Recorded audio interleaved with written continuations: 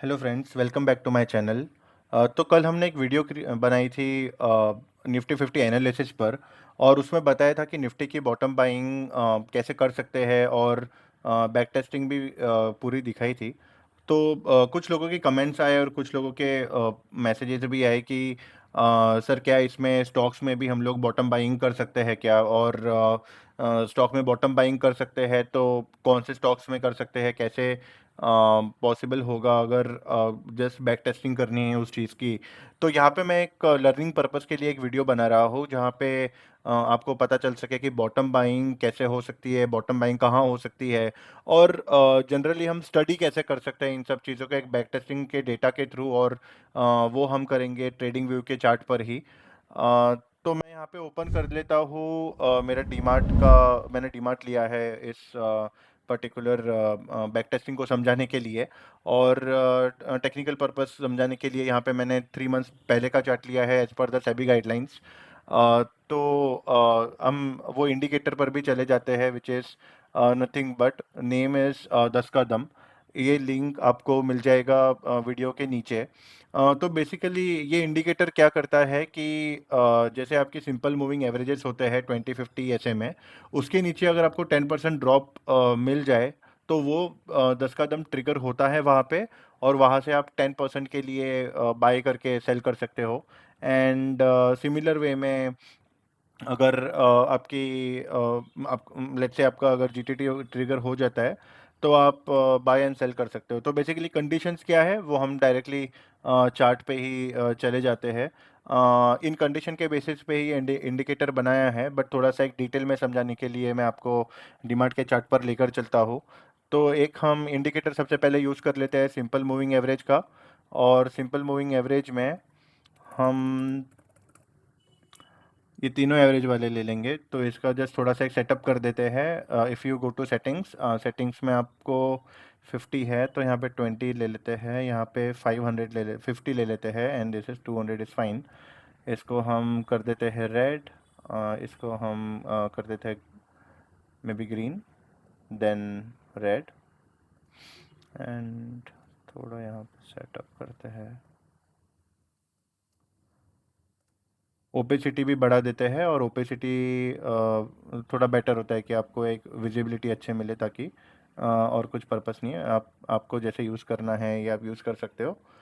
So basically purpose ये है ये पर्टिकुलर इंडिकेटर का, और वो अब इंडिकेटर भी हम ऐड करते हैं। तो इंडिकेटर नेम इज़ 10 का दम। तो कोड करने का पर्पस ये था यहाँ पे कि लेट्स से हमारा जो मेन कंडीशन है, तो मेन कंडीशन ये है कि आपका ऐसे में 200 then 50 and then 20 and then उसके नीचे जाके मेन बाइंग आएगा। तो वो मेन बाइंग पे ना बाय करते हुए हमें कोई ऐसी कंडीशन मिल सकती है क्या कि कहीं हम और बॉटम में जाके बाय करें। और किस किन किन स्टॉक पे हमने जो टेस्टिंग करी हुई है यहाँ पे। तो एक एग्जांपल यहाँ पे डीमार्ट का है, और वो डीमार्ट के एग्जांपल में आप देख सकते हो कि इस पर्टिकुलर बाइंग रेंज से हमारा 10% ऑलरेडी मतलब यहाँ पे आ चुका है। तो 10% जब यहाँ पे नीचे आया तो एक इंडिकेशन आया कि okay this is 10% down, and 10% down, तो यहाँ पे हमने एक बाइंग ले ली। ओके। तो एक अप्रोक्सीमेटली यहाँ पे जनरेट हो रहा है मेरे जो एरो इंडिकेटर है यहाँ पे, रेंज इंडिकेटर है, तो यहाँ पे ठीक है, दैट इज़ फाइन। बट 10% का एक यहाँ पे जनरेट हुआ 10 कदम। लेट्स से अगर सपोज यहाँ से अगर मुझे 10% आया तो this is what it is my buying point 10 Kadam, and this is what it is my selling point. The moment it triggers over here, we might take some decisions, but there are a lot of other parameters also to take decisions, and there might be some call happening in that period. There might be some results coming in. तो definitely एक fundamental level पर भी check करना बहुत ज़रूरी हो जाता है।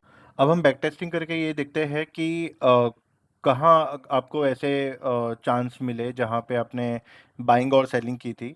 और मैं आ जाता हूँ यहाँ पे थोड़ा बैक टेस्टिंग करने के लिए, थोड़ा सा पीछे आ जाते हैं हम, which is nothing but around 20th Jan, and 21st को आई गेस ये ट्रिगर हुआ है, एंड यहाँ पे सेलिंग आई है कम से कम 15th of June. So basically हम देख लेते हैं कि कितने पीरियड में हमारा बाय एंड सेल हुआ है।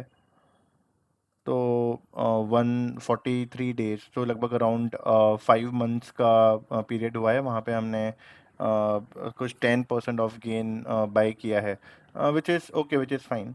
एंड यहाँ पे अगर आप देखोगे तो मल्टीपल जगह पे 2 बार 10 कदम आया है इन मई, 5th of May 2022, and then on 13th of June 2022.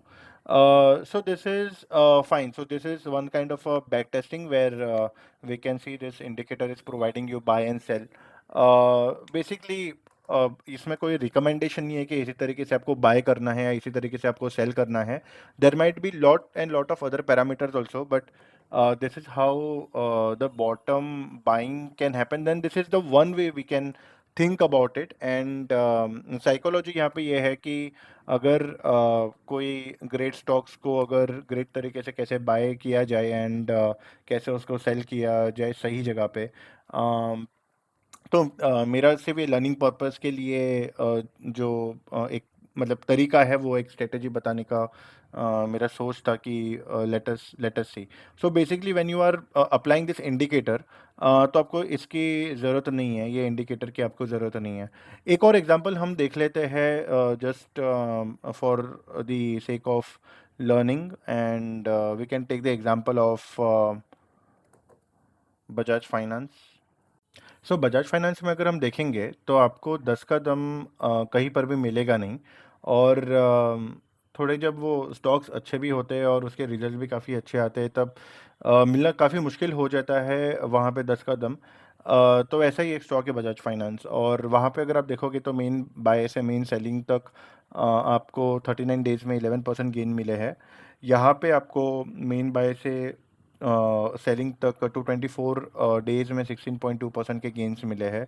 और आप देखोगे यहाँ पे आपको 10 कदम हार्डली मिल रहा है। तो कुछ कैटेगरी ऑफ स्टॉक ये होता है कि आपको वहाँ पे ये इंडिकेटर नहीं भी मिलेंगे, जहाँ पे आपको 10 कदम एक इंडिकेशन आएगा। तो सिर्फ यहाँ पे एक ही बार हमें मिला है, और बाकी टाइम हमें मिला नहीं है। और हम अगर और भी पीछे जाए कहीं पर, तो यहाँ पे हमें 3 बार मिले हैं, एंड विच इज़ ओके। पर आप देखोगे तो ऐसे स्टॉक्स में मिलना वो भी मुश्किल है। अब जहाँ यहाँ पे आप देखोगे तो 10% gains, we have like 10% gains in 1 day, then again 10% gain in 1 day, then again 10% gain in 40 days. So overall आपको 16 डेज के पीरियड में 30% गेन मिल चुका है। तो समवेयर और the around this is one kind of a technique where bottom buying can happen, though you can go through its own fundamental and everything, right? I'll go through the one of the fundamental for DMart यहाँ पे।